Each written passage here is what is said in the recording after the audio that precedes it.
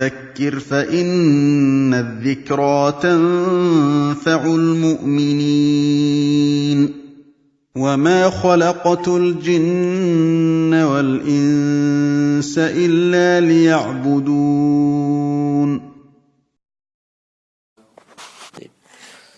بسم الله الرحمن الرحيم الحمد لله رب العالمين وصلى الله وسلم على نبينا محمد وعلى آله وأصحابه أجمعين يا أيها الناس اعبدوا ربكم الذي خلقكم والذين من قبلكم لعلكم تتقون الذي جعل لكم الأرض فراشا والسماء بناء وأنزل من السماء ماء فأخرج به من الثمرات رزقا لكم فلا تجعلوا لله أندادا وأنتم تعلمون أما بعد يا إخوتي الكرام فإن أصدق الحديث كتاب الله تبارك وتعالى وخير الهدي هدي محمد صلى الله عليه وسلم وشر الأمور محدثاتها وكل محدثة بدعة وكل بدعة ضلالة وكل ضلالة في النار.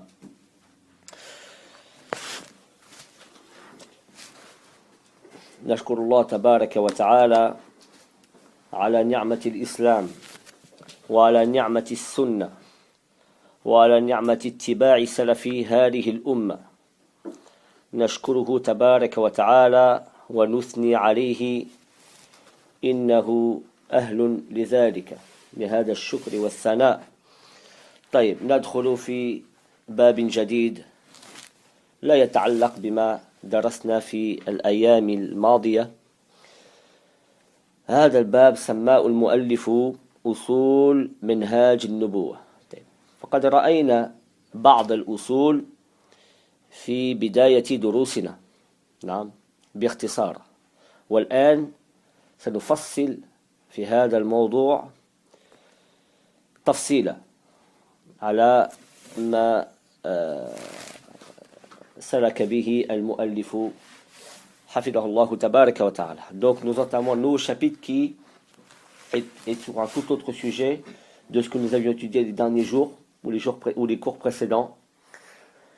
Et ce chapitre est intitulé par l'auteur du livre Les fondements de la voie prophétique, chose que nous avions déjà citée au début de nos cours. Non, je ne sais pas pour ceux qui étaient présents.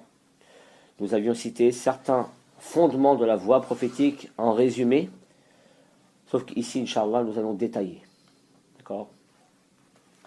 Nous allons détailler et ceci nous prendra presque toute la deuxième partie du livre, aux 3/4 de la deuxième partie du livre. طيب. يقول المؤلف حفظه الله تبارك وتعالى أصول منهاج النبوة 3. الأصل الأول إخلاص العبادة لله سبحانه وتعالى وتجريد المتابعة للنبي صلى الله عليه وسلم والتمسك بما كان عليه أصحاب رسول الله صلى الله عليه وسلم والاقتداء بهم. فهذا الأصل هو تجريد التوحيد وتحقيق الاتباع. Le mu'allif dit, les fondements de la voie prophétique sont au nombre de 3. Le premier fondement,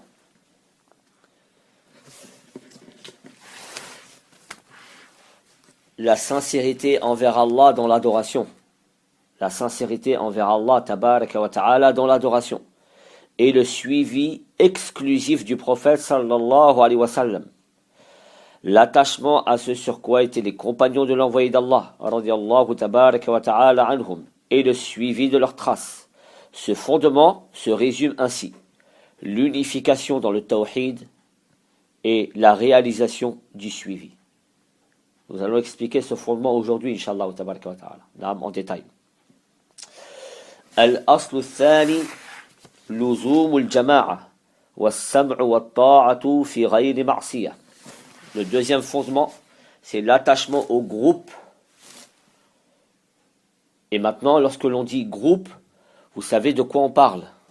L'attachement au groupe, c'est-à-dire l'attachement au groupe des premières générations du musulman. Non, même s'ils ne vivent plus à notre époque, le fait de s'attacher à eux ou de l'attachement au groupe, signifie en fait l'attachement à ce sur quoi ils étaient, concernant leur religion et leur compréhension de la religion. Donc l'attachement au groupe, l'écoute et l'obéissance aux détenteurs de l'ordre, aux gouverneurs, et ceci n'impliquant pas une désobéissance d'Allah, comme on le verra. D'accord ? L'obéissance et l'écoute aux gouverneurs n'impliquant pas une désobéissance d'Allah, tabaraka wa ta'ala. Ceci est le deuxième fondement. والأصل الثالث الحذر من البدع والمبتدعين والتحذير منهم والقيام عليهم. Le troisième fondement, la méfiance vis-à-vis des innovations et des innovateurs, et la mise en garde contre eux, et l'opposition qu'on doit leur porter. Vous avez compris ? Voici les trois fondements sur lesquels repose la voie prophétique. Je répète et je réitère, le premier fondement, c'est la sincérité envers Allah tabaraka wa ta'ala dans l'adoration, ainsi que de suivre exclusivement le prophète sallallahu alayhi wa sallam, selon la compréhension des compagnons, et le fait de suivre leurs traces. D'accord ? Ceci est corroboré par le verset coranique que nous avions à maintes et maintes reprises cité. وَمَنْ يُشَاقِقِ الرَّسُولَ مِنْ بَعْدِ مَا تَبَيَّنَ لَهُ الْهُدَى وَيَتَّبِعْ غَيْرَ سَبِيلِ الْمُؤْمِنِينَ نُوَلِّهِ مَا تَوَلَّى وَنُصْلِهِ جَهَنَّمَ وَسَاءَتْ مَصِيرًا. Et celui qui fait scission d'avec le messager après que l'épreuve lui fut venue et qui suit un autre chemin que celui des croyants. Nous avions expliqué et montré que le chemin des croyants, c'est en premier lieu le chemin des sahaba. Donc Allah ici met en garde toute personne qui aurait fait scission d'avec le prophète, c'est-à-dire qu'il se serait écarté de la voie du prophète et qui aurait suivi un autre chemin que celui des compagnons. Donc l'importance de suivre les traces des compagnons du prophète sallallahu alayhi wa sallam. Et bien sûr, ce premier fondement, tout ceci est dans le premier fondement de l'islam. Tout ceci, bien sûr, se résume dans quoi ? Dans le fait de vouer un culte exclusif à Allah tabaraka wa ta'ala et de suivre scrupuleusement la sunna du prophète sallallahu alayhi wa sallam dans ses fondements et dans ses ramifications, et ceci selon la compréhension des pieux prédécesseurs et en premier lieu les compagnons du prophète. Voilà al-asl al-awwal, le premier fondement. Le deuxième fondement, c'est l'attachement au groupe, l'uzum ou le jama'a, l'attachement au groupe des croyants, en premier lieu Sahaba. Et d'une manière plus générale, en extrapolant, tous ceux qui les ont suivis dans cette voie droite, dans le bien. وَمَنْ تَبِعَهُمْ بِإِحْسَانٍ. Ce bi-ihsan, comme Allah l'a cité dans le Coran, il est très important. هَذَا الْقَيْد. Ceux qui les ont suivis dans le bien. D'accord ? Car parmi les générations qui ont suivi le compagnon, il y a certaines personnes qui se sont égarées. D'accord ? D'où l'importance d'avoir précisé ceux qui les ont suivis dans la droiture, dans le bien, dans ce sur quoi ils étaient conformes à la religion d'Allah tabaraka wa ta'ala. Voici le deuxième, dans le deuxième fondement, c'est l'attachement au groupe et l'obéissance et l'écoute aux gouverneurs des musulmans, à ceux qui détiennent l'autorité, et ceci bien sûr n'impliquant pas une désobéissance d'Allah. Ce point-là, mes frères, on le verra, Inch'Allah, en détail, il nous prendra plusieurs cours pour l'expliquer. Car c'est un sujet qui est d'actualité, et c'est un sujet sur lequel beaucoup de gens ont glissé. Et le troisième fondement, c'est la méfiance vis-à-vis des innovations et des innovateurs, et la mise en garde contre eux et contre elles, contre ces innovateurs et contre ces innovations, et l'opposition qu'on doit leur porter. Le combat qu'on doit mener contre elles et contre eux. Vous avez compris, les frères ? Les preuves sur ceci. Bien sûr, ces trois fondements. جاءت هذه الأصول بالتتبع والاستقراء. En étayant les textes religieux, on en déduit ceci. En étayant les textes religieux du Coran et de la Sunna, on en déduit que la religion ou la voie prophétique est basée sur ces trois fondements.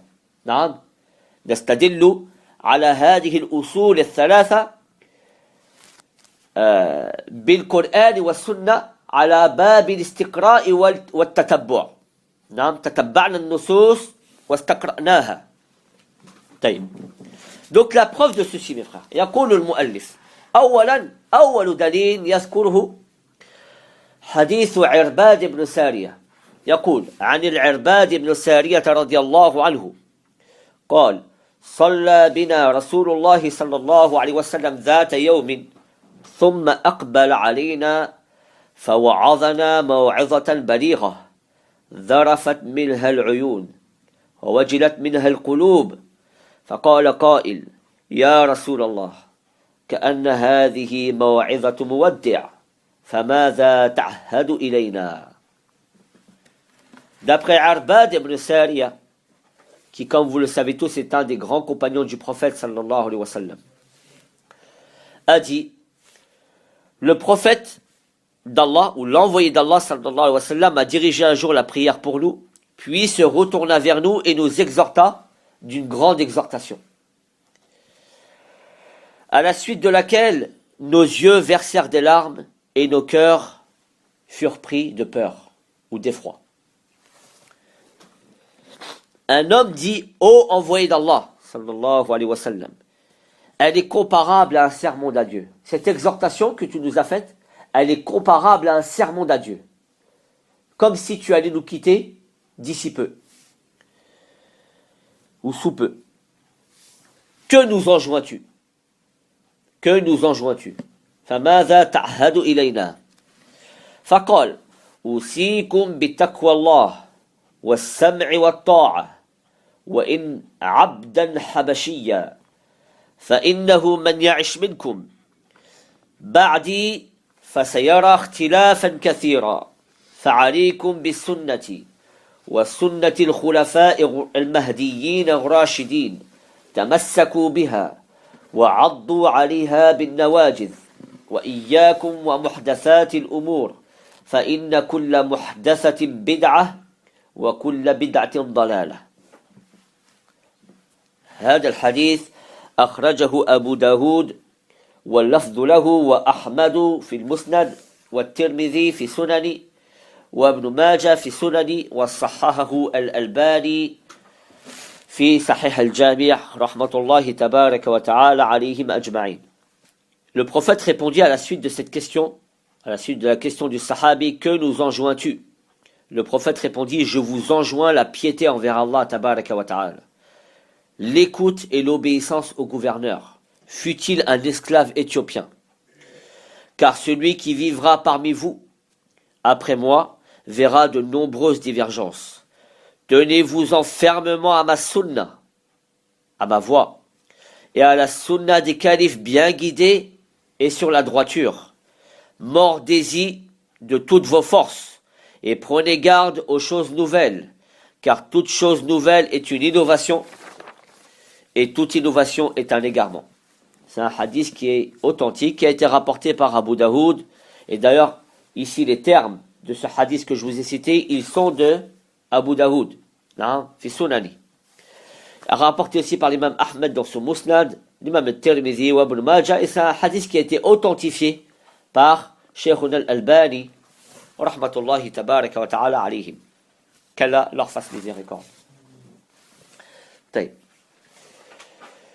Il y a dans ce hadith les trois fondements sur lesquels repose la voie prophétique. Dans ce hadith-là, il y a les trois fondements qu'on a cités au début du cours. Non? يقول المؤلف وفي الحديث أصول الثلاثة التي يقوم عليها منهاج النبوة فقد وصى النبي صلى الله عليه وسلم بالتقوى وهي وصية الله تعالى للأولين والآخرين والتقوى هي طاعة الله تعالى بفعل ما أمر به واجتناب ما نهى عنه وهي حقيقة الدين وإخلاص التوحيد لرب العالمين ولا يكون ذلك إلا بتجريد المتابعة للنبي صلى الله عليه وسلم وهذا هو الأصل الأول. L'auteur dit le prophète sallallahu alayhi wa sallam a enjoint la piété. Usikum, le prophète a dit Usikum bi taqwallah, je vous enjoins la piété. C'est la première des choses, la première exhortation qu'il a donnée le prophète sallallahu alayhi wa sallam. Je vous enjoins la piété envers Allah, qui représente en fait, comme dit le muallif, la recommandation d'Allah le Très-Haut aux premières et aux dernières générations. C'est une recommandation qui n'est pas assujettie au temps. Elle a été prescrite par Allah tabaraka wa ta'ala aux premières générations ainsi qu'aux dernières générations.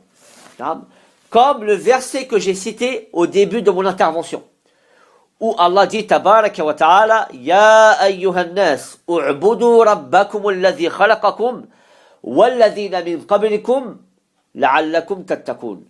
Ô vous les gens, adorez votre Seigneur qui vous a créé et qui a créé aussi les premières générations, et ceci afin que vous atteigniez la piété. Le but, c'est d'atteindre la piété envers Allah tabaraka wa ta'ala. Donc cette exhortation, ou cette recommandation qu'Allah a faite sur la piété, elle est universelle. Elle est applicable aux premières et aux dernières générations. La piété, c'est quoi? Comme le dit le muallif, la piété réside dans l'obéissance d'Allah le Très-Haut, en se conformant à ce qu'il nous a ordonné et en s'écartant de ce qu'il nous a interdit. Elle représente la réalité de l'islam, at-taqwa, la sincérité concernant le tawhid ou l'unicité du Seigneur des mondes. Et ceci ne peut se réaliser, cette piété, elle ne peut se réaliser qu'en suivant exclusivement le prophète sallallahu alayhi wa sallam. C'est quelque chose que j'avais déjà évoqué. C'est que celui qui veut adorer Allah exclusivement, il ne peut le faire qu'en suivant le sunna du prophète sallallahu alayhi wa sallam. De même que celui qui veut suivre le prophète scrupuleusement dans toute sa droiture, il ne peut le faire qu'en adorant Allah exclusivement, en délaissant tout ce qui lui est associé. Voilà le premier fondement. Puis le prophète dans ce hadith a ordonné l'écoute et l'obéissance aux détenteurs de l'ordre. Car la vie des créatures ne peut s'organiser que par ceci. L'écoute et l'obéissance, bien sûr, n'impliquant pas une désobéissance. Et ceci est le deuxième fondement. Que le prophète a dit dans le hadith sallallahu alayhi wa sallam Usikum bi taqwallahi azza wa jal. هذا الأصل الأول. والسمع والطاعة. وإن تأمر عليكم عبد. وفي هذه الرواية وإن عبدا عبشيا. وإن عبدا حبشيا. Fut-il un esclave éthiopien? Et le muallif, il dit, par rapport à ça, il dit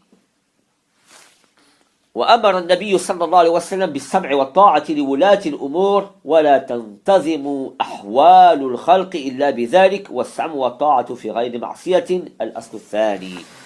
Donc c'est ce que je vous ai dit, cette obéissance au gouverneur ne doit pas impliquer une désobéissance d'Allah tabaraka wa ta'ala.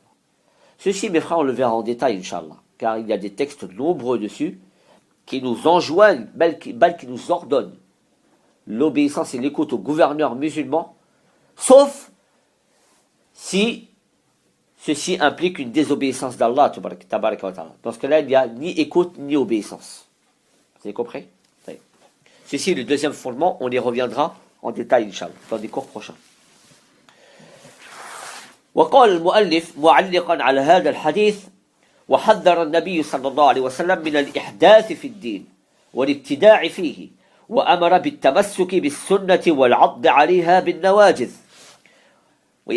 ويستلزم ذلك البراءة من البدعة والمبتدعين وهذا هو الأصل الثالث. Le prophète sallallahu alayhi wa sallam a mis en garde contre toute chose nouvelle dans la religion et toute innovation et a ordonné l'attachement scrupuleux à la sunna en y mordant à pleines dents. Ceci implique le désaveu de l'innovation et des innovateurs. lorsque le prophète a dit sallallahu alayhi wa sallam wa iyyakum wa muhdathatil umur, et prenez garde à toute chose nouvelle dans la religion. Fa inna kulla muhdathatin bid'a wa kulla bid'atin dalala wa kulla dalalatin fin nar. J'ouvre une parenthèse ici, mes frères. À chaque fois que le prophète sallallahu alayhi wa sallam entamait un discours, il mettait en valeur ce principe. Al-hadhru wa tahdhiru min al-bid'ati wal mubtadi'in. La mise en garde et la méfiance contre les innovateurs et les innovations religieuses. Alors que les innovations et les innovateurs n'étaient pas présents à son époque. Quelle est la raison alors? Pourquoi le prophète réitérait souvent la mise en garde contre les innovateurs et les innovations alors qu'à son époque elle n'était pas présente? Et les innovateurs n'étaient pas présents à son époque, jusqu'à sa mort. Pourquoi alors réitérer? Pourquoi alors mettre l'accent dessus? La réponse, elle est claire, mes frères. Car le prophète, sallallahu alayhi wa sallam, par la révélation, savait que les innovations religieuses et les innovateurs allaient survenir dans la communauté de l'islam. Bil kathra, à profusion. Donc c'est un avertissement pour les générations postérieures. Pour les générations qui allaient venir après lui. Le prophète lui-même n'était pas directement concerné par ceci. ولكن من باب التحذير الحذر والتحذير كرر النبي صلى الله عليه وسلم الحذر والتحذير من البدعة والمبتدعين. Le prophète réitérait souvent, très souvent, la mise en garde et la méfiance contre les innovateurs et les innovations religieuses. Vous avez compris? Donc ce hadith en lui-même, on retrouve dans le hadith de Irbad ibn Sariya les trois fondements sur lesquels se repose la voie prophétique. Al-usul al-thalatha التي يقوم عليها منهاج النبوة. ثم المؤلف, l'auteur du livre, explique plus ou moins les termes un par un de ce hadith. Inch'Allah, on les a expliqués. À travers ma traduction, je les ai expliqués. D'accord? Donc, c'est pas la peine d'y revenir ici, Inch'Allah. Mu'allif cite un deuxième hadith. يذكر دليلا ثانيا وعن سهيل بن أبي صالح عن أبيه عن أبي هريرة رضي الله عنه أن رسول الله صلى الله عليه وسلم قال إن الله يرضى لكم ثلاثة ويسخط لكم ثلاثة يرضى لكم أن تعبدوه ولا تشركوا به شيئا وأن تعتصموا بحبل الله جميعا وأن تناصحوا من ولاه الله أمركم ويسخط لكم قيل وقال وإضاعة المال وكثرة السؤال. هذا الحديث أخرجه مالك في الموطأ وأحمد في المسند وصححه الألباني في السلسلة الصحيحة وانظر الأدب المفرد بتعليقات الألباني. قد أخرجه كذلك الإمام مسلم في الصحيح دون قوله أن تناصحوا من ولاه الله أمركم. Nous avions déjà cité ce hadith-là d'après la version de Muslim qui n'a pas justement munasahatu ulati al-umur. Ici, la version est plus complète. Le prophète, d'après Suhayl ibn Abi Salih, d'après son père, d'après Abi Hurayrata radiyallahu anhu, qui a dit que l'envoyé d'Allah sallallahu alayhi wa sallam a dit: certes, Allah agrée de vous trois choses et réprouve de vous trois choses. Il agrée de vous que vous l'adoriez et ne lui associez quoi que ce soit, que vous vous cramponniez tous à la corde d'Allah et que vous portiez le bon conseil à ceux qu'Allah a donné autorité sur vous. Et il réprouve de vous trois choses: le colportage, le gaspillage des biens et la profusion des questions. Je vais expliquer, Inch'Allah. Hadith authentique qui a été rapporté par l'imam Malik dans son Muwatta, l'imam Ahmed dans son Musnad, et authentifié par Sheikh al-Albani, et rapporté aussi par l'imam al-Bukhari fi Adab al-Mufrad ou l'imam Muslim, avec des termes différents.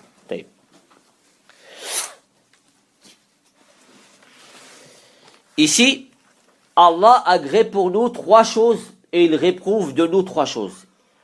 La première des choses qu'il agrée, كما قال النبي صلى الله عليه وسلم أن تعبدوه ولا تشركوا به شيئا, c'est que vous l'adoriez lui seul, c'est-à-dire que vous lui vouez un culte exclusif.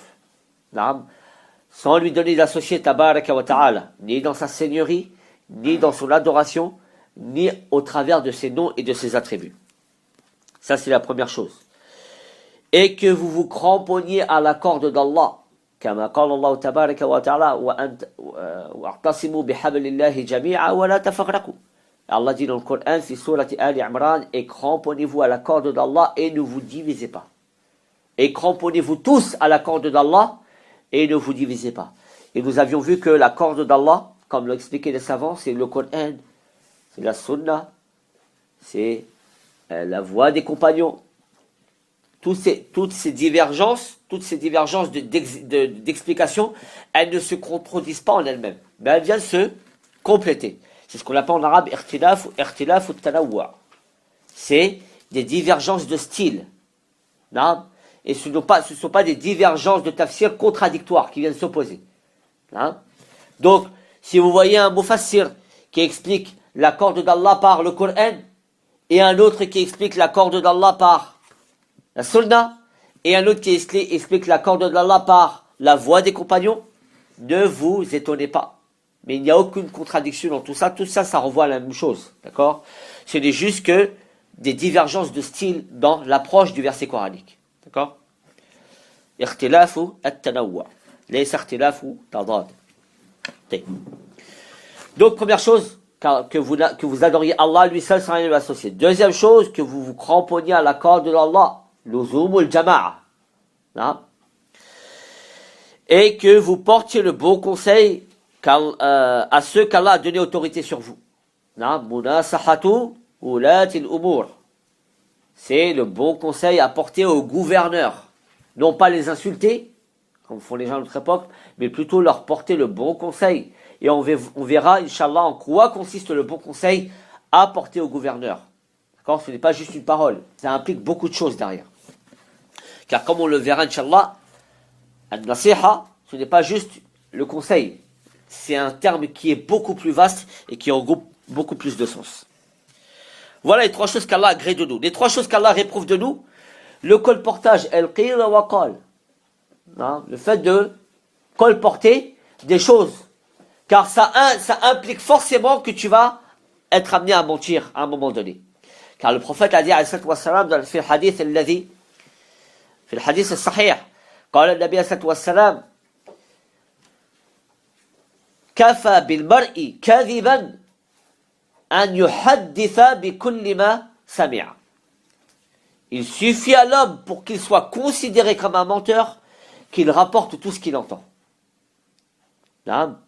ولا يتحرى ولا يتحفظ في نقل الكلام. Il ne prend aucune précaution dans le fait de ramener des propos d'un tel ou d'un tel, ou de relier les propos d'un tel ou d'un tel. Donc la personne qui ne fait pas preuve de précaution et de recul, au final, comme a dit le prophète, ça va l'emmener forcément au mensonge. Car comme vous le savez tous, mes frères, les gens ils mentent beaucoup. Les gens ils rapportent des choses faussement, ou ils gonflent les choses, ils gonflent les informations. Non. Donc, toi, lorsque tu vas rapporter des paroles d'un tel et d'un tel, si tu ne fais pas attention à savoir qui te rapporte l'information, est-ce que c'est quelqu'un qui a l'habitude d'exagérer dans ses propos, est-ce que c'est quelqu'un qui a l'habitude de mentir, etc. Si tu ne fais pas tout ce travail-là, tu vas rapporter, tu vas relier le mensonge que lui-même il a déjà inventé. C'est pour ceci que le prophète a dit à sallallahu alayhi wa sallam, il suffit pour qu'un homme soit considéré comme un menteur qu'il rapporte tout ce qu'il entend, sans prendre de précautions. Ou comme on dirait à notre époque, sans prendre de gants. Donc Allah réprouve de ceci, reprouve de nous cette chose-là, el-qil wa qal. Un tel a dit, un tel n'a pas dit, tu as entendu un tel, etc., etc. Le colportage. Vous Ça porte un autre nom aussi, ça s'appelle les ondits, ou le commérage. Voilà, le commérage. Deuxième chose, le gaspillage des biens. Le gaspillage des biens. Da'atul mal. Innal mubadhirina kanu ikhwana ash-shayatin. Certes, ceux qui gaspillent dans toute chose, gaspillent leur temps, gaspillent leurs biens, ceux-là sont les frères des shayatin, des démons. C'est strictement interdit, mes frères. Donc ceci, la personne, elle doit, lorsqu'elle a de l'argent, elle doit faire preuve de discernement, de retenue, d'accord, de clairvoyance concernant ses dépenses. D'accord, ne pas dépenser à tort et à travers. Et aussi, la profusion des questions. Kathratus su'al. Wa kathratus su'al, mes frères, là, il faut faire un petit tafsil. Le prophète a dit, sallallahu, Allah a dit, tabaraka wa ta'ala, Ya ayyuhalladhina amanu, la tas'alu an ashya'a, in tubda lakum, tasu'kum. Ô vous qui avez cru, ne posez pas des questions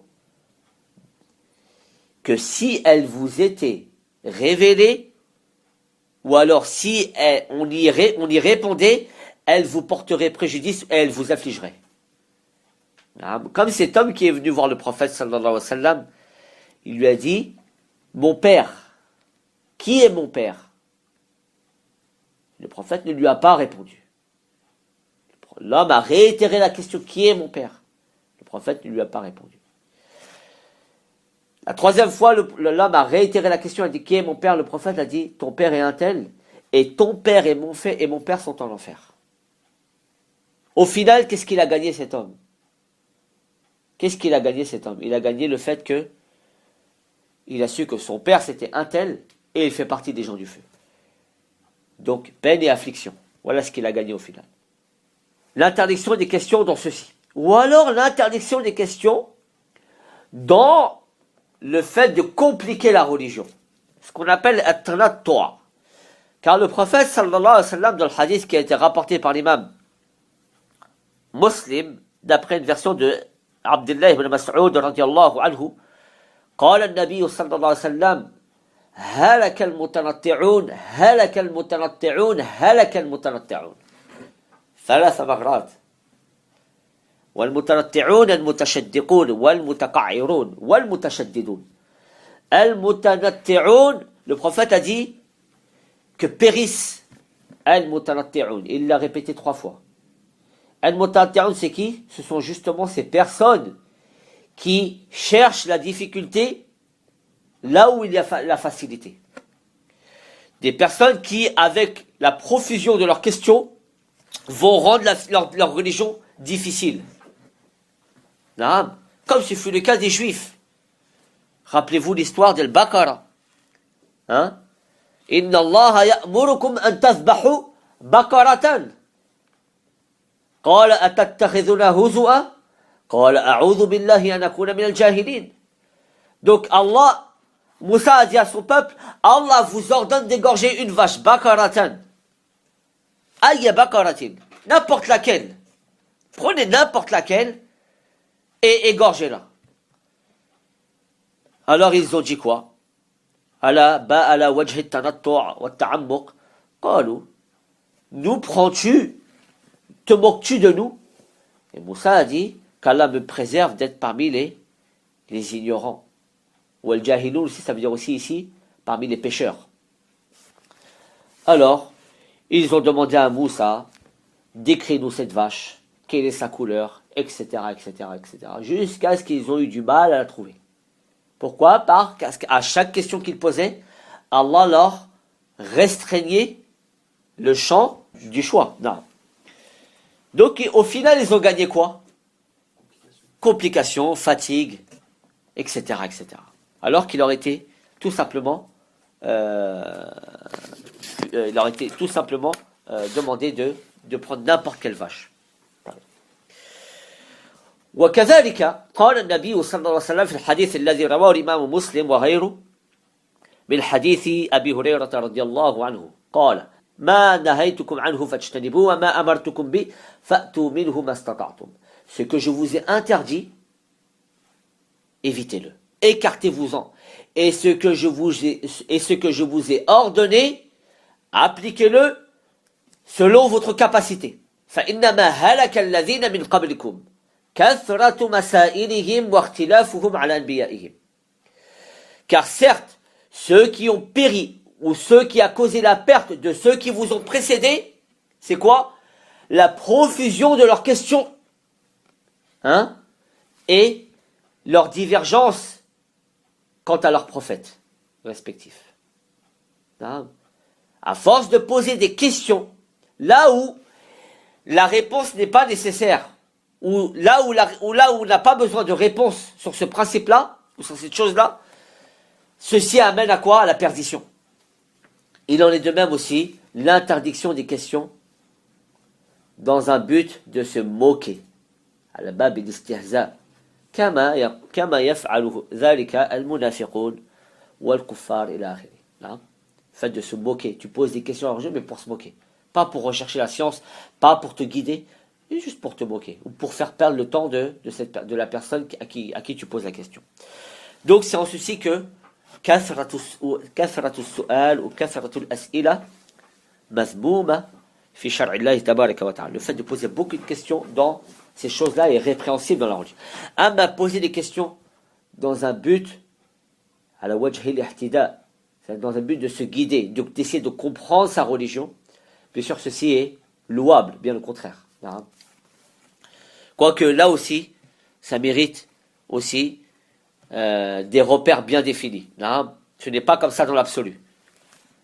Ad-dinu yusr. La religion, elle est facile. Elle est facile dès lors qu'on suit les traces du prophète, sallallahu alayhi wa sallam. Amma dès lors qu'on s'écarte de la voie du prophète, elle est difficile, la religion. On avait parlé de Ahlul Kalam, ceux qui étaient rentrés dans des considérations philosophiques. Regardez comment ils se sont rendus le dogme difficile. De telle sorte que il est réservé à une élite de gens. Le commun des musulmans ne comprend rien à tout ça. Alors que la aqida que nous a laissé le prophète, sallallahu alayhi wa sallam, le dogme, la croyance que nous a laissé le prophète et les compagnons, elle est simple, elle est compréhensible par tout le monde. Alhamdulillah. Mais qui a rendu difficile ces croyances-là? Ce sont les gens. Ceci ne vient pas d'Allah ni du prophète, sallallahu alayhi wa sallam. D'accord les frères? يقول المؤلف بعد هذا الحديث وهذه الثلاث قد نص عليها النبي صلى الله عليه وسلم كما في حديث عن زيد بن ثابت رضي الله عنه قال سمعت رسول الله صلى الله عليه وسلم يقول نضر الله امرأ سمع منا حديثا فحفظه حتى يبلغه غيره فإنه رب حامل فقه ليس بفقيه ورب حامل فقه إلى من هو أفقه منه ثلاث خصال لا يغل أو لا يغل أو لا يغل كما سنرى إن شاء الله لا يغل عليهن قلب مسلم أبدا إخلاص العمل لله ومناصحة ولاة الأمر ولزوم الجماعة فإن دعوتهم تحيط من وراءهم. هذا الحديث أخرجه الترمذي وابن ماجه وأحمد وصححه الألباني في السلسلة الصحيحة. Le mu'allif dit ces trois fondements ont été textuellement spécifiés par le prophète sallallahu alayhi wa sallam, comme dans le hadith de Zayd ibn Thabit, le hadith qu'on va citer, qui a dit: j'ai entendu l'envoyé d'Allah sallallahu alayhi wa sallam dire qu'Allah donne la prospérité. Wa nadara, ça veut dire qu'Allah aussi donne la beauté et la clarté à une personne qui aura entendu de moi un propos, le mémorisant et le transmettant à autrui. Il se peut qu'une personne détenant une science ne soit pas pour autant un savant, et qu'une personne détenant une science la transmette à un plus savant que lui. Trois qualités par lesquelles le cœur d'un musulman ne sera touché par la trahison, le mal, la haine ou la rancune, suivant le terme de yarillu, yurillu ou yarillu. Trois sens différents. Trois qualités par lesquelles le cœur d'un musulman ne sera touché par la trahison, le mal, la haine ou la rancune, ou la rancœur. La sincérité des actes envers Allah, le bon conseil prodigué aux détenteurs de l'ordre, l'attachement au groupe.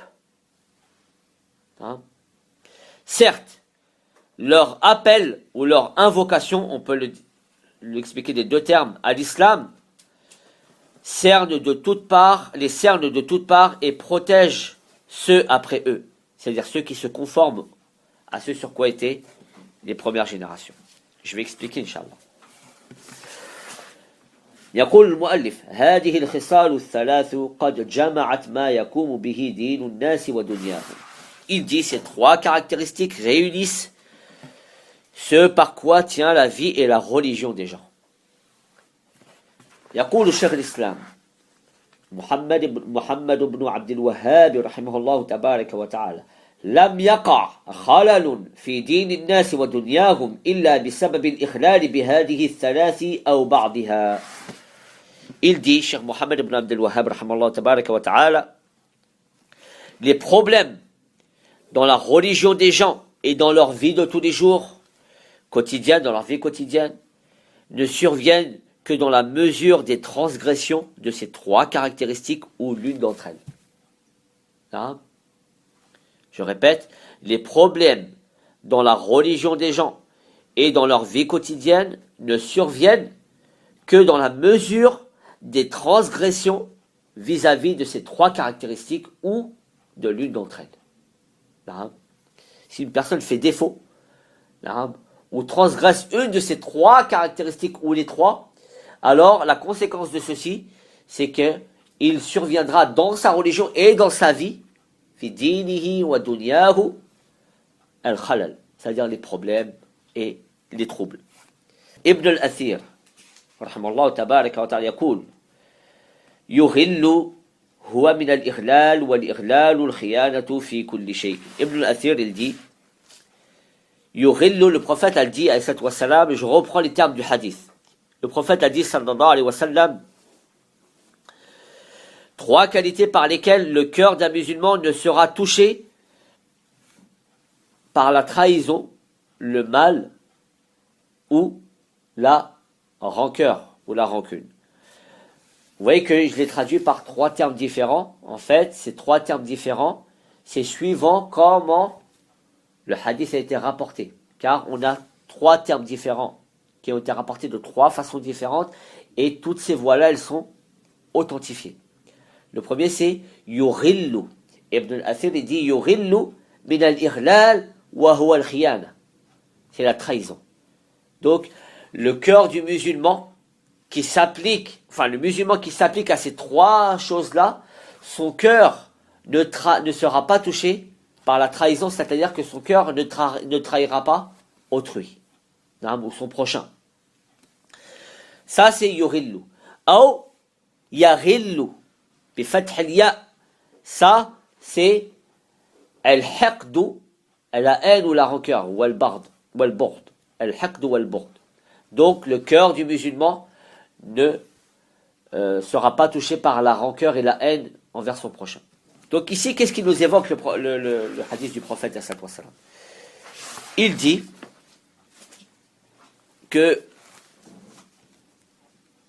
qu'Allah donne justement la clarté ou la prospérité à toute personne qui transmettra le hadith du prophète sallallahu alayhi wa sallam, qui le mémorisera et qui le transmettra.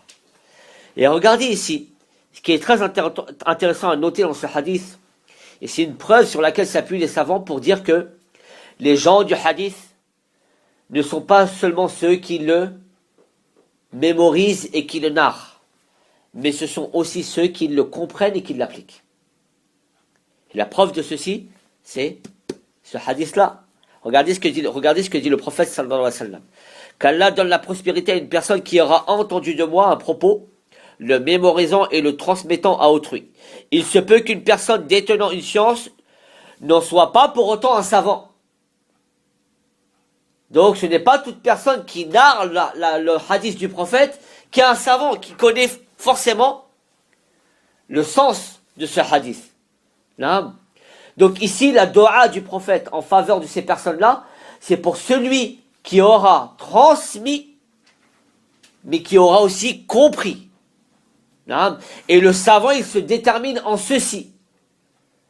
Al-faqih ici dans le hadith, huwa al-alim.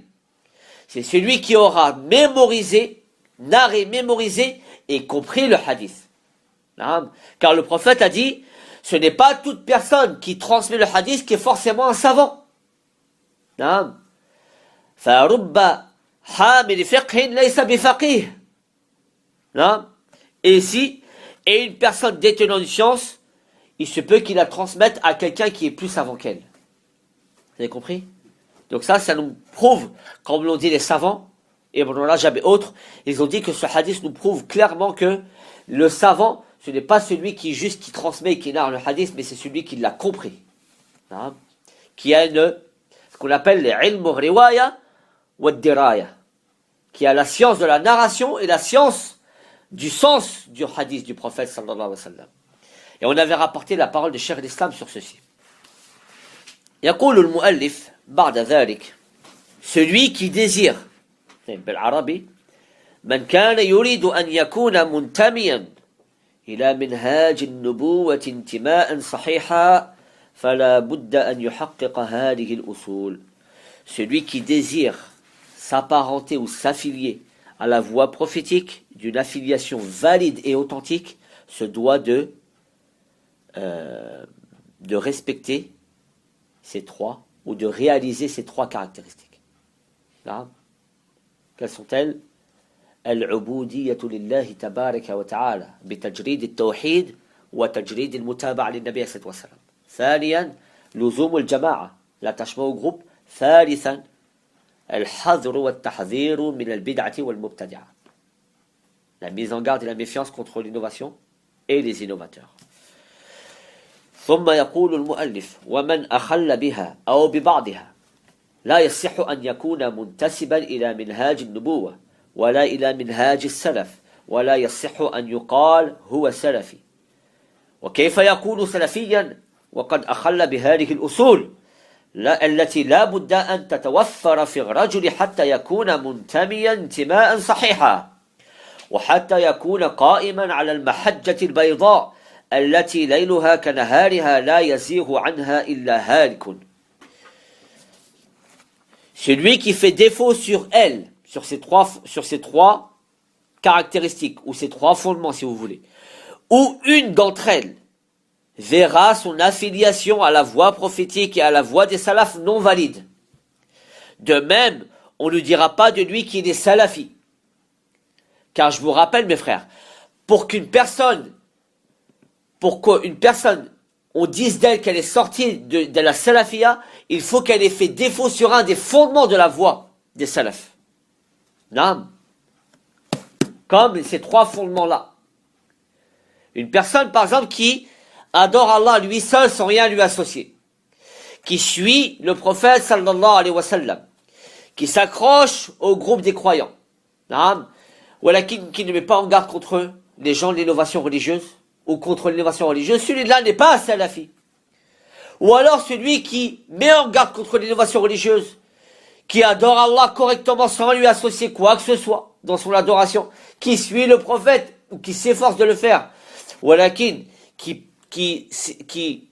profère, ou qui sort sur le gouverneur avec sa langue ou avec l'épée, celui-là n'est pas salafi, car il a fait défaut à un des fondements de la salafia, etc., etc. Là, donc, pour vous, ça c'est un dhabit, pour savoir ou pour jauger une personne, si elle est salafi ou non, d'une manière globale. Si elle fait défaut à un des fondements des gens de la sunna, concernant la voie à suivre ou la méthodologie à suivre, alors il n'est pas salafi.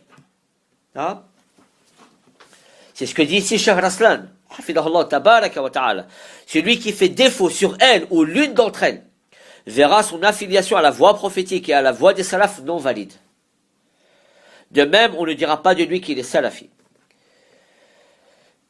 Comment peut-il être salafi alors qu'il fait défaut à ces fondements desquels il est nécessaire qu'il se réalise chez la personne afin qu'il soit véritablement affilié à la voie des salafs, afin qu'il soit sur la voie claire de nuit comme de jour, dont seul le perdu s'en égarera. Ça c'est par rapport à un hadith du prophète. Vous avez compris les frères?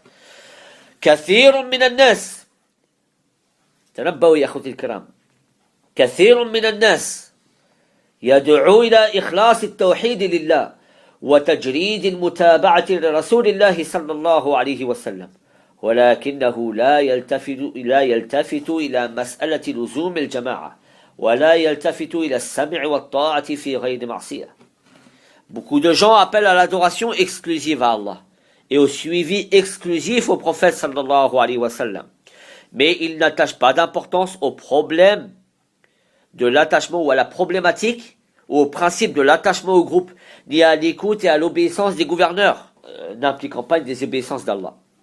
وكثير من الناس يأتي بالبدع الاعتقادية وكثير من الناس لا يحذر من البدع ولا من أهلها، يوالي أهل الأهواء ويجالسهم، وإذا كان كاتبا نقل عنهم من غير تحذير أو نقل عنهم ما يشيد بدعتهم ويؤيد أهواءهم المردية من غير ما بيان.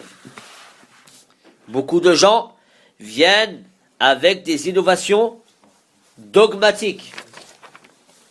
Et beaucoup de gens ne mettent pas en garde contre l'innovation et ses partisans.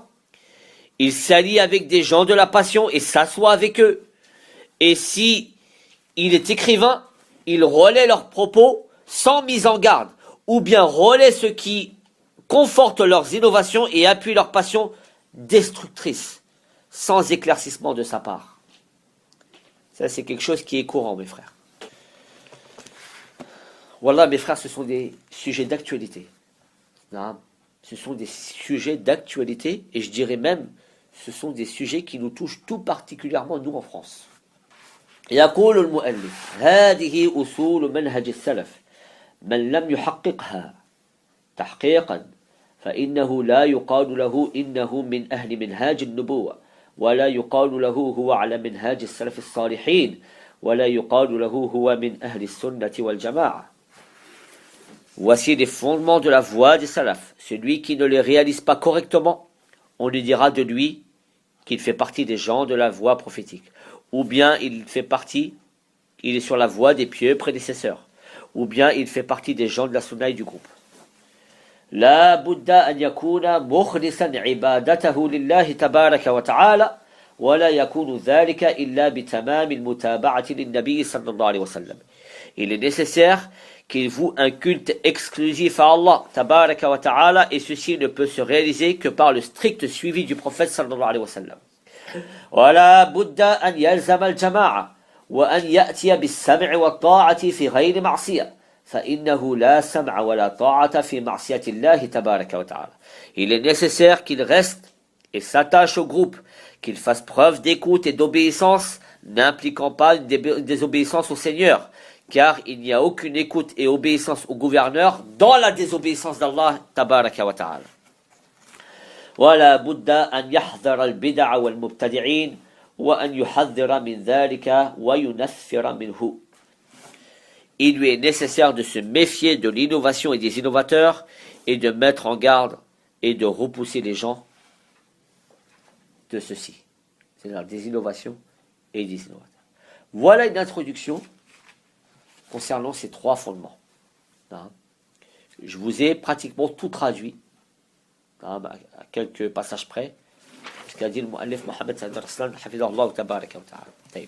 Nous allons entamer le premier pilier, qui est court, Inch'Allah. Donc, المؤلف لم يفصل فيه تفصيلا لأنه أمر معلوم للجميع. Le premier pilier, donc le mu'allif, par rapport aux deux autres fondements, n'a pas détaillé dans ce livre ici, contrairement aux deux autres fondements, car c'est quelque chose qui est connu. Et comme on l'a vu, le premier pilier, c'est la réalisation de l'asservissement ou de la servitude envers Allah et tabaraka wa ta'ala. وذلك باتباع الكتاب والسنة على وفق فهم سلف الأمة لا بد من هذه الضميمة هذه الزيادة وهي أن يكون الكتاب والسنة على وفق فهم سلف الأمة. Ceci, cette servitude ou cet asservissement envers Allah et tabaraka wa ta'ala ne peut se réaliser qu'en suivant le livre et la sunna, selon la compréhension des pieux prédécesseurs de cette communauté. Ce dernier ajout, comme on l'a déjà expliqué à maintes et maintes reprises, suivre le livre d'Allah et la sunna du prophète selon la compréhension des sahaba ou des pieux prédécesseurs. Ce rajout-là, selon la compréhension des pieux prédécesseurs, est nécessaire. C'est que le livre et la sunna doivent être compris selon la compréhension des pieux prédécesseurs de cette communauté. Taïb. Al-ubudiyya, mes frères, la servitude ou l'asservissement envers Allah et tabaraka wa ta'ala, c'est deux choses. C'est deux choses primordiales. C'est l'adoration d'Allah l'unique tabaraka wa ta'ala, sans rien lui associer, et le suivi de la sunna du prophète sallallahu alayhi wa sallam, et que la sunna du prophète. En dehors de toute autre voie ou toute autre idéologie ou conception religieuse. ولذلك يقول المؤلف وتحقيق ذلك بأن يعبد الله وحده دون ما سوى وبأن يعبد الله بما شرع وذلك حقيقة كلمة الإخلاص أشهد أن لا إله إلا الله وأشهد أن محمدا عبده ورسوله. La réalisation de ceci, c'est qu'il adore Allah seul sans les associer et qu'il adore Allah parce qu'il a légiféré. Ceci est la réalité de la parole d'unicité. Ashhadu an la ilaha illallah wa ashhadu anna Muhammadan Rasulullah sallallahu alayhi wa sallam. Ceci, comme vous le savez tous, constitue le premier pilier de l'islam. Et ce pilier-là, mes frères, s'il n'est pas respecté dans sa totalité, c'est tout l'islam qui tombe. Jumlatan wa tafsil. Si ce premier pilier, il n'est pas respecté dans sa totalité, c'est tout l'islam qui tombe. Je m'explique. Celui qui adore autre qu'Allah tabaraka wa ta'ala, celui-là n'a pas réalisé le tawhid, l'unicité d'Allah. Là, celui qui croit qu'Allah tabaraka wa ta'ala a des égaux dans sa seigneurie, dans sa royauté, dans la gérance de l'univers, dans la création, celui-là a associé avec Allah, il n'a pas réalisé le tawhid dans la seigneurie d'Allah tabaraka wa ta'ala. Celui qui a attribué à des créatures des noms ou des attributs propres à Allah tabaraka wa ta'ala, celui-là n'a pas réalisé le tawhid dans les noms et les attributs d'Allah. Donc, on ne dira pas de lui qu'il est musulman. Là, on ne dira pas de lui qu'il est musulman. De même, la personne qui aura clairement, en âme et conscience, fait défection à la voix du prophète sallallahu alayhi wa sallam, en disant que la voix du prophète n'est pas la voix qu'on doit suivre, ou la voix du prophète est obsolète, ou la voix du prophète est inadéquate, ou la voix du prophète n'est plus conforme à notre mode de vie, ou la voix du prophète n'est pas la voix que l'on doit suivre en priorité. Celui-là, on ne dira pas de lui qu'il est musulman. Hein, mes frères? Donc, la personne qui ne réalise pas ce premier pilier, qui est l'ubudiyya, التجريد العبادة لله تبارك وتعالى دون من سوى وتجريد المتابعة للنبي صلى الله عليه وسلم المعصوم فلا يقال له أو عنه أنه مسلم. C'est clair mes frères. نعم. ولذلك الإنسان يدخل في الإسلام بالشهادتين وقد يخرج من الإسلام بما يناقض الشهادتين. Le prophète a dit sallallahu alayhi wa sallam dans le hadith qui a été rapporté par Abdullah ibn Umar, umirtu an uqatila an-nas hatta yashhadu an la ilaha illa Allah wa anna Muhammadan Rasulullah wa yuqimu as-salata wa yu'tu az-zakah fa in fa'alu dhalika عصموا مني دماءهم وأموالهم إلا بحق الإسلام وحسابه على الله تعالى. نعم. إذن الإنسان يطالب به أن يشهد بالشهادتين وإقام الصلاة وإيتاء الزكاة حتى يكون أمواله ودمه وعرضه معصوما عند الله وعند النبي صلى الله عليه وسلم. Il faut que la personne, pour qu'elle rentre dans l'islam, elle atteste qu'Allah lui seul est en droit d'être adoré, et que le prophète est l'envoyé d'Allah, qu'il accomplisse la prière et qu'il s'acquitte de la zakat. S'il fait ceci, alors ses biens, son sang, son honneur sont préservés, sont sacrés. On n'a pas le droit d'y intenter. Et la réalité de sa foi, comme a dit le prophète, revient à Allah. La réalité de ce qu'il dit, ça revient à Allah. Ce qu'il a dans son cœur, s'il l'a dit avec sincérité, ou s'il l'a dit pour se protéger de quoi que ce soit, ceci, ce n'est pas de notre ressort à nous. D'accord? Nous ne jugeons que l'extérieur. Mais la réalité de sa foi, elle revient à Allah. Donc vous voyez que la personne, pour qu'elle rentre dans l'islam, elle est obligée de témoigner des deux attestations de foi. Donc c'est un fondement, mes frères. Une personne qui fait la prière, qui donne sa zakat, qui s'acquitte de sa zakat, qui jeûne le mois de Ramadan, qui peut faire 10 000 hajj dans sa vie, ou 80 hajj, il fait un hajj tous les ans, jusqu'à sa mort, mais qui ne respecte pas les tenants et les aboutissants de ces deux principes de base, qui sont en fait le premier pilier de l'islam, il verra ses actes annulés, et sans valeur et invalides auprès d'Allah et tabaraka wa ta'ala.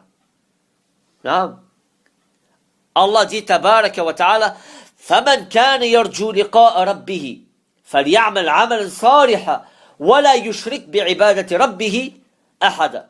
Celui qui espère la rencontre de son Seigneur, qu'il fasse preuve d'actes pieux, conformes à la voie du prophète, et qu'il n'associe rien à son Seigneur. Qu'il soit mukhlis, sincère envers Allah, et scrupuleusement attaché et conforme à la voie du prophète sallallahu alayhi wa sallam. وَلَقَدْ أُوحِيَ إِلَيْكَ وَإِلَى الَّذِينَ مِنْ قَبْلِكَ لَئِنْ أَشْرَكْتَ لَيَحْبَطَنَّ عَمَلُكَ وَلَتَكُونَنَّ مِنَ الْخَاسِرِينَ. Il t'a certes été révélé ainsi qu'à ceux qui t'ont précédé, que si tu viendrais à associer à Allah, tu verrais tes actes annulés, invalides, sans valeur, et tu serais parmi les nombres des perdants. Ce verset, il s'adresse à qui, mes frères? C'est un discours direct, une menace qu'Allah a faite au prophète, sallallahu alayhi wa sallam. Que dire de nous alors? Il t'a certes été révélé, ainsi qu'à ceux qui t'ont précédé parmi les prophètes. La in ashrakta la yahbatanna amaluk. Si tu donnes un associé à Allah, tu verras tous tes actes annulés. Et ici, regardez bien la forme en arabe. La yahbatanna, lam al-tawkid, wa noun al-tawkid al-muthaqqal. Donc c'est un style arabe pour amplifier, donner de l'emphase au sens qui est voulu ici. C'est pas un fondement, ça, mes frères. هذا أصل الأصول. ولقد بعثنا في كل أمة رسولا أن يعبدوا الله واجتنبوا الطاغوت. Certes, nous avons suscité à chaque communauté un envoyé qui leur disait, à chaque communauté, sans exception, qui leur disait, adorez Allah et écartez-vous du tarout. Le tarout, c'est tout ce que l'homme fait en dépassant les limites qui lui a été fixées, que ça soit dans l'adoration à autre qu'Allah, que ça soit dans le suivi à autre que le prophète qui lui a été suscité, ou à l'écoute et l'obéissance à autre qui lui a été désigné comme être obéi. Non. Donc, tous les prophètes sont venus avec ce message, sans exception. Donc mes frères, la réalisation de ce tawhid, de cette ubudiyya, afwan, كما يقول المؤلف تحقيق ذلك بأن يعبد الله وحده دون ما سواه وبأن يعبد الله بما شرعه وذلك حقيقة كلمة الإخلاص أشهد أن لا إله إلا الله وأشهد أن محمدا رسول الله. La réalisation de cet asservissement ou de cette servitude envers Allah, Comment les réaliser? C'est qu'il adore Allah seul, sans associer, et qu'il adore Allah que parce qu'il a légiféré, tabaraka wa ta'ala. Pas comme disent certains, nous adorons Allah à notre façon. Nous adorons Allah selon nos voies que nos chouyours ont tracées. Tes initiations, garde-les pour toi. Non, elles ne te mèneront qu'en enfer.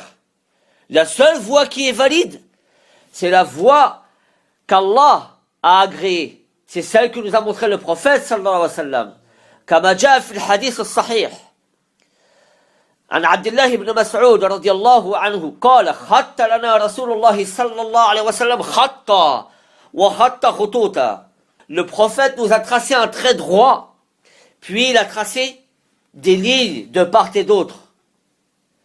ثم قال النبي صلى الله عليه وسلم هذا صراط مستقيم هذا صراط الله مستقيما فاتبعوه ولا تتبعوا السبل فتفرق بكم عن سبيله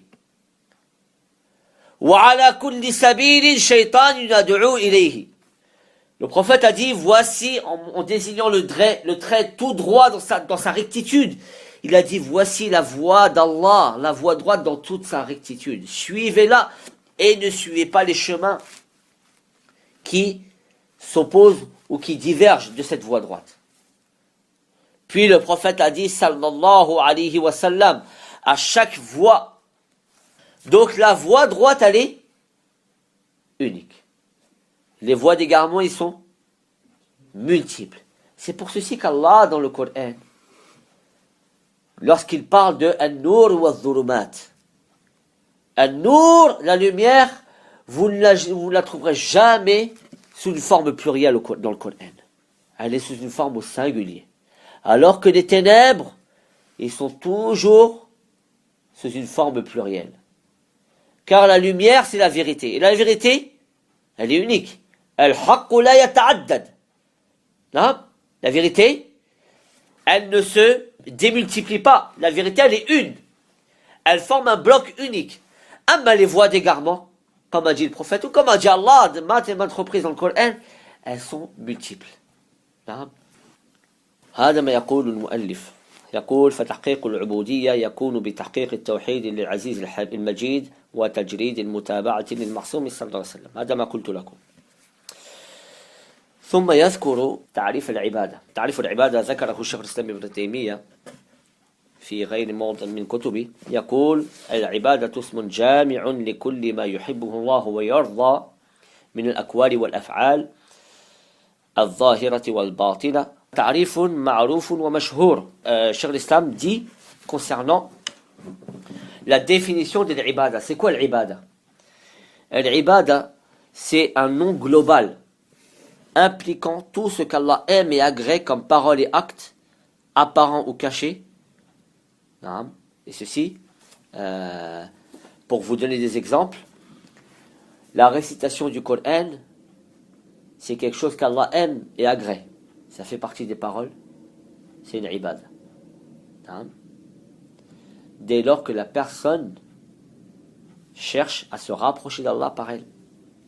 Car si je lis le Coran, non pas pour me rapprocher d'Allah, mais pour étudier ce qu'il contient afin de l'attaquer. Comme le font les orientalistes, par exemple. Ils étudient le Coran, le hadith du prophète, pas pour se rapprocher d'Allah, pas pour...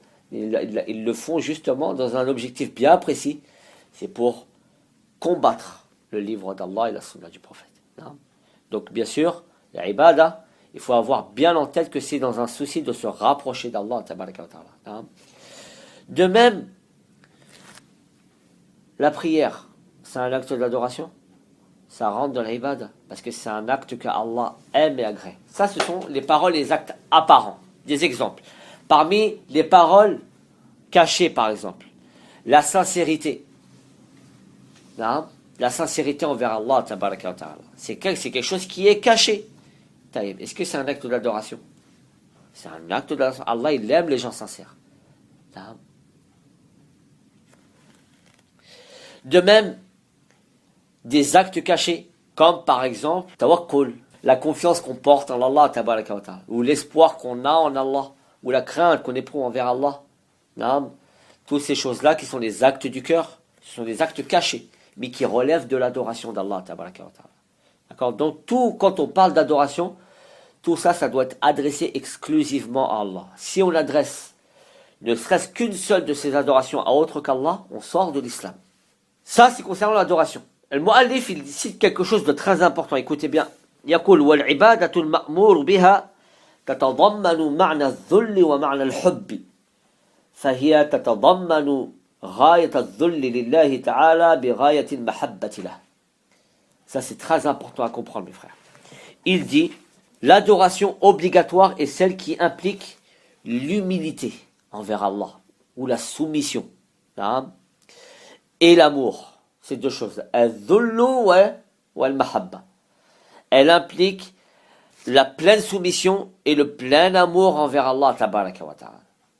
Ça, c'est les deux piliers sur lesquels est basée l'adoration d'Allah. L'adoration d'Allah, elle est basée sur al-hubbi, l'amour d'Allah, wa al-dhulli, ma'a ta'zim. Vénération, soumission, le fait de s'humilier devant Allah, de se rabaisser devant Allah, tabaraka, de ne pas s'enfler d'orgueil, et le fait d'aimer Allah plus que toute chose. N'avez-vous pas entendu Allah dans le Coran s'exprimant en parlant des mushrikines, où il dit tabaraka wa ta'ala wa minan nasi man yattakhidhu min dunillahi andada yuhibbunahum ka hubbillah walladhina amanu ashaddu hubban lillah.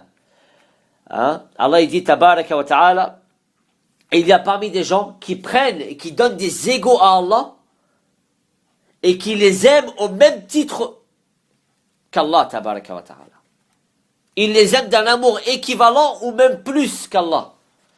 Alors que ceux qui sont les plus en droit de porter l'amour envers Allah, ce sont les croyants. C'est ceux qui aiment le plus Allah tabaraka wa ta'ala. Et Allah il dit tabaraka wa ta'ala Tallahi inna kunna lafi dalalin mubin idh nusawwikum bi rabbil alamin. Par Allah, nous étions dans un égarement évident lorsque nous donnions des égaux à Allah. Ibn al-Qayyim al-Jawziyya dit lorsque nous donnions des égaux à Allah dans l'amour. إذ نسويكم برب العالمين في المحبة أي كانوا يحبون آلهتهم كمحبة الله أو كحب الله أو أشد حبا. Ils aimaient leur divinité d'un amour équivalent à celui qu'on porte à Allah ou même plus. Comme c'est le cas de certaines personnes qui aiment plus leur shuyukh, leur maître spirituel qu'Allah tabaraka wa ta'ala. C'est pour ça que l'adoration, mes frères, elle est basée avant tout sur l'amour, al-dhul wa ta'zim, et la vénération d'Allah, et l'humiliation devant Allah tabaraka wa ta'ala. C'est ce que dit ici le mu'allif. Deuxième chose très importante que c'est le mu'allif. أن العبادة لها شرطان لا تقبل حتى يتوفرا وهما الإخلاص والمتابعة. Il dit, il y a deux conditions pour que ton adoration elle soit acceptée auprès d'Allah tabaraka wa ta'ala. Deux conditions sine qua non. D'accord? Pas une seule, deux. Il faut les deux au minimum afin que ton adoration soit acceptée auprès d'Allah. La première, c'est la sincérité. Il faut que ton adoration soit sincère envers Allah. Si elle ne l'est pas, ce n'est même pas la peine de regarder la deuxième condition. Tu peux être sûr et certain, et comme il dit Allah dans le Coran, tabaraka wa ta'ala, la personne elle est clairvoyante sur lui-même. Il sait très bien s'il est sincère ou non. Elle sait très bien si elle est sincère ou non envers Allah tabaraka wa ta'ala. Donc sachez mes frères, que si vous faites un acte, vous ne le faites pas pour Allah, mais vous le faites pour un tel, ou pour atteindre des biens de ce bas monde, alors ce n'est même pas la peine de regarder si votre acte il est conforme ou pas conforme. Sachez que votre acte il sera rejeté à votre face. Donc ça c'est la sincérité. Il ne faut pas associer dans ces actes d'adoration qui que ce soit avec Allah tabaraka. Le deuxième, al-mutaba'a. أن يكون العمل موافقا لما جاء به النبي عليه الصلاة والسلام أو على وفق ما جاء به النبي صلى الله عليه وسلم. C'est que l'acte il soit conforme aux enseignements prophétiques. Si ton acte il est sincère envers Allah, sincère envers Allah, mais que tu n'es pas sur une voie, et ça c'est le sujet du livre, on peut dire, si ton acte il n'est pas conforme à la voie du prophète ou à la voie qu'a tracé le prophète, à la voie des compagnons du prophète, sache que ton acte, même si tu y mets toute la sincérité que tu veux, ton acte il ne sera pas accepté. Vous comprenez, frère? Ces deux conditions, elles se retrouvent dans un verset coranique où Allah dit Tabaraka wa ta'ala, c'est le dernier verset de Surat Al-Kahf, pour ceux qui veulent y revenir chez eux. Où Allah dit Tabaraka wa ta'ala, Faman kana yarju liqa'a rabbih. C'est lui qui espère la rencontre de son Seigneur. Et les savants, ils disent, c'est lui qui espère la récompense d'Allah. فَلْيَعْمَلْ عَمَلًا صَالِحًا, qu'il fasse preuve d'actes pieux. Et les savants, ils ont dit, les actes pieux ici, ce sont les actes qui sont conformes à la sunna du prophète. Car un acte qui n'est pas conforme à la sunna du prophète, ce n'est pas un acte pieux. C'est une bid'a. Voilà un acte, tu suis tes passions. فَلْيَعْمَلْ عَمَلًا صَالِحًا, qu'il fasse preuve d'acte pieux, وَلَا يُشْرِكْ بِعِبَادَةِ رَبِّهِ أَحَدًا, et qu'il n'associe rien à son Seigneur, c'est-à-dire qu'il fasse preuve de sincérité dans son adoration. Vous voyez que les deux conditions, elles ont été réunies dans ce verset coranique. ولذلك يقول المؤلف بعد ذكر هذه الآية أي لا يرائه بعمله بل يكون عمله خالصا لوجه الله تعالى موافقا لشرع الله من واجب ومستحب فهذا الذي جمع بين الإخلاص والمتابعة.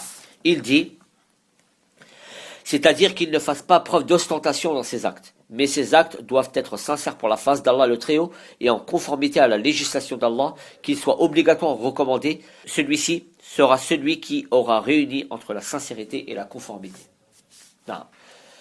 وهذا هو الأصل الأول الذي يقوم عليه منهاج النبوة تحقيق العبودية لله باتباع شرعه ومن خالفه ضل الصراط المستقيم. Ceci est le premier fondement sur lequel repose la voie prophétique, la réalisation de la servitude envers Allah, et ceci en suivant sa législation. Celui qui contreviendra à ce fondement s'égarera du droit chemin.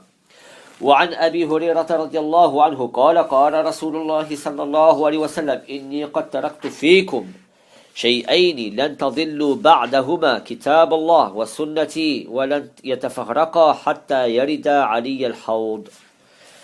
D'après Abi Hurayra radiallahu anhu, l'envoyé d'Allah sallallahu alayhi wa sallam a dit, certes je vous ai laissé deux choses après lesquelles vous ne vous égarerez point.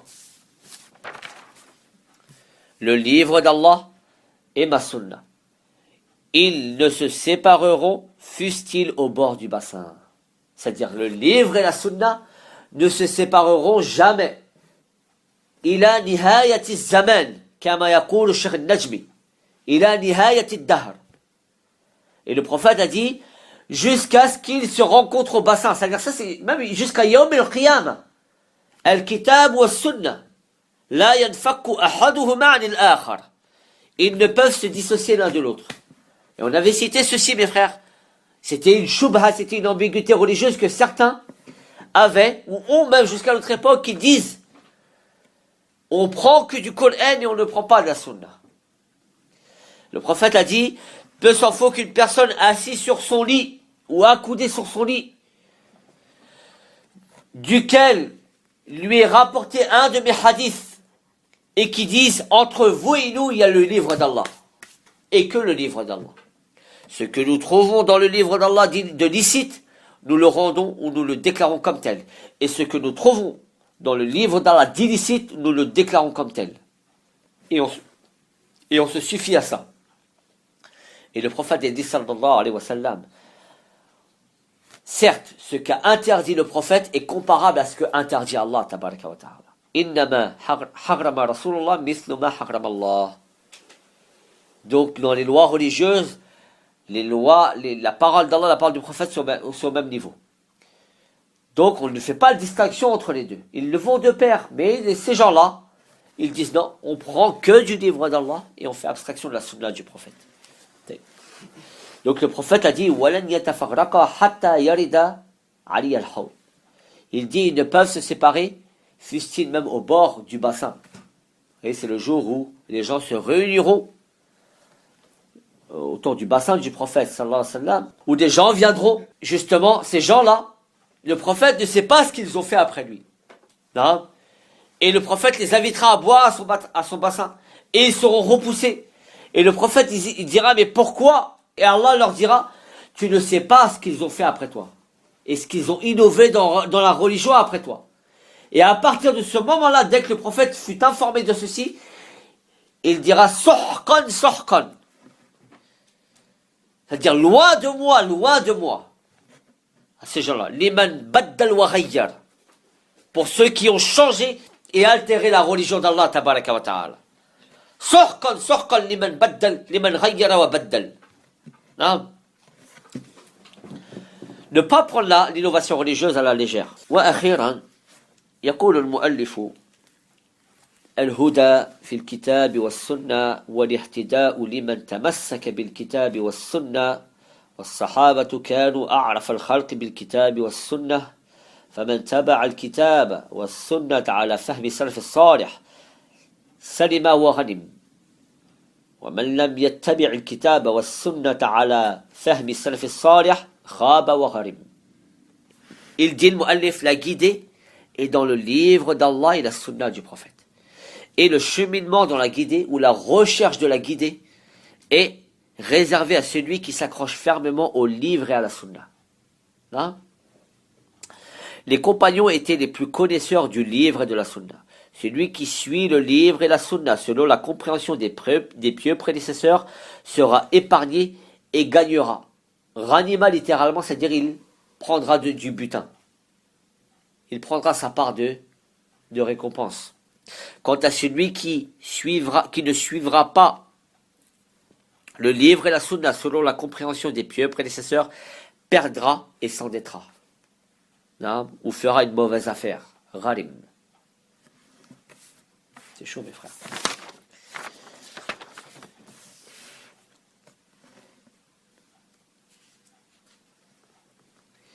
وإذا أراد الله تعالى بعبده خيرا رزقه الاعتصام به والتمسك بشرعه والاتباع لسنة نبيه صلى الله عليه وسلم على ما كان عليه سلف الأمة الصالحون.